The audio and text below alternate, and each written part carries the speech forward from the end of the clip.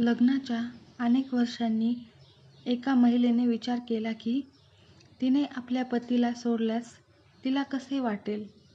हे विचार येताच तिने एक कागद घेतला आणि त्याच्यावर लिहिलं, आता मी तुझ्यासोबत राहू शकत नाही. मी तुझ्यामुळे कंटाळलेली आहे. मी कायमचे घर सोडून जात आहे.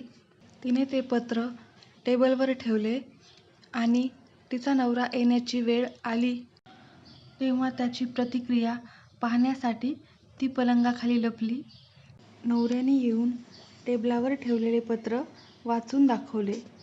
काही काळ शांत झाल्यावर त्याने पत्राच्या तळाशी काहीतरी लिहिले.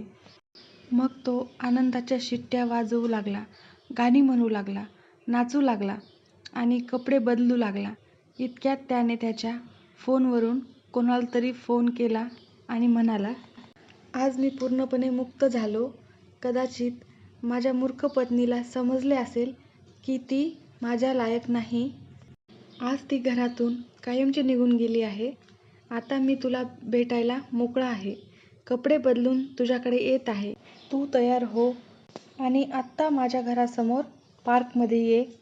नवरा कपडे बदलून बाहेर पडला.